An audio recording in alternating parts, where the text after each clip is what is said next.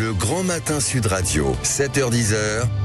Patrick Roger. Soyez libre comme chaque matin avec vous, Elisabeth Lévy. Bonjour Elisabeth. Bonjour Patrick, bonjour à tous. Alors, dites-moi, c'est assez intéressant là, ce qui vient d'être annoncé par Gérald Darmanin. Il dit que les victimes seront maintenant prévenues, notifiées lorsque leur agresseur sort de prison. Prévenues lorsque l'agresseur sort de prison, mais le terme choisi, c'est notifié. C'est ça qui vous interpelle. Oui, alors, c'est-à-dire, il a dit elles seront notifiées. Ben non, on dit pas les victimes sont notifiées, mais il sera notifié aux victimes que. Oui.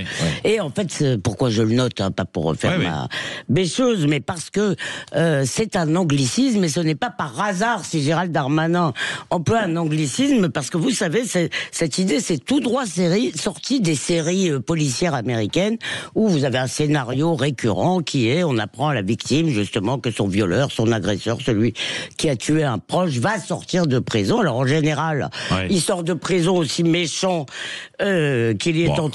Oui, je vous parle de scénario, là, toujours. Ce qui témoigne, oui, mais ça dit beaucoup, vous savez. Ce qui témoigne de la faible confiance dans la capacité de l'être humain à changer et dans celle de la justice à réinsérer. Bon, alors, mais si vous voulez, c'est pour ça que ça m'a frappé cette expression. Alors, bien sûr, attention, il est légitime que les victimes puissent suivre le parcours judiciaire du coupable. Il est aussi légitime que le parquet les reçoive à leur demande. Beaucoup disent qu'elles n'ont aucune information et que personne ne s'enquiert de leur sort, que la justice s'intéresse plus aux coupables. Alors oui, c'est possible d'ailleurs, mais c'est pas complètement anormal, parce que le rôle de la justice, c'est d'abord de sanctionner les coupables. Et pour ça, c'est ça la première réparation.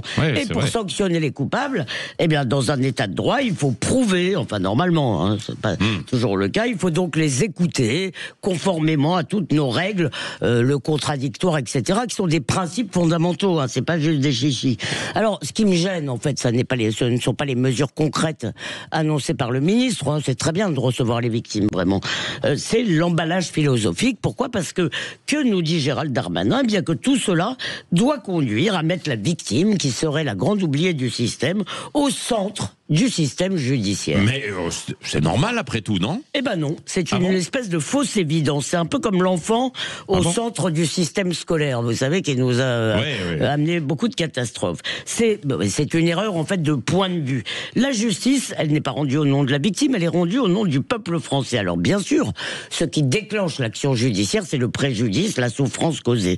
Mais ce n'est pas la victime qui apprécie cette souffrance. C'est pas elle qui dit voilà ce qu'on me doit. C'est pas elle qui fixe la peine, c'est pas elle qui l'exécute. Pourquoi ? Parce que entre elle et le coupable, il y a un tiers. Ce tiers, c'est l'État, la puissance publique, qui s'interpose. Et c'est ça qui fait la différence entre la justice et la vengeance. Si vous voulez, parce que sinon, on dirait tu m'as pris un fils, je vais te prendre le tien.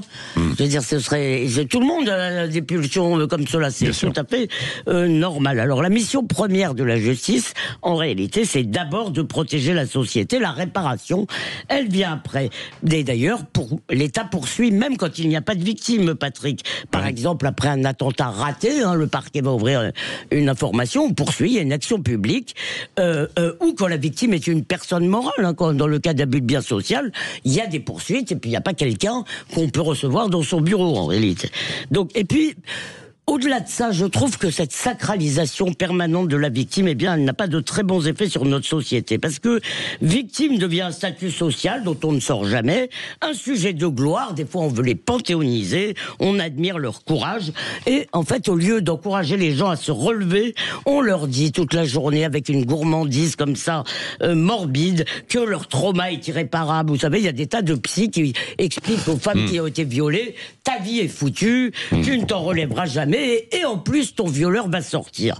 Eh bien non, ta vie n'est pas finie parce que tu as été violé ou traumatisé. Non, il ne faut pas encourager les gens là-dedans. L'encouragement à la plainte, ça engendre une société de plaintifs.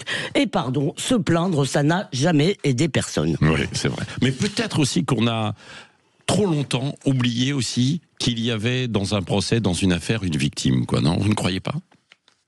Honnêtement, moi je ne crois pas. Moi je suis sensible Je pense que notre société est un peu, même pas Athènes, mais un peu trop Rome de la décadence, et qu'un peu de Sparte. Écoutez... Non, mais on va pas faire le débat, on en reparlera si vous voulez tout à l'heure. Non, mais parce que c'est vrai que moi, bien souvent, et depuis de nombreuses années, je fais ce métier, quand on parle en fait de procès, on parle souvent en fait de l'agresseur, de la personne qui devient finalement presque quasiment un héros. Non mais voilà, et du coup on oubliait en fait les victimes. Moi j'ai eu énormément de courriers de gens qui se plaignaient en fait un peu de ça. Alors vous avez raison, mais ça c'est pour une autre raison. Oui. C'est parce que c'est beaucoup plus fascinant. Ouais. C'est le mal. Ouais.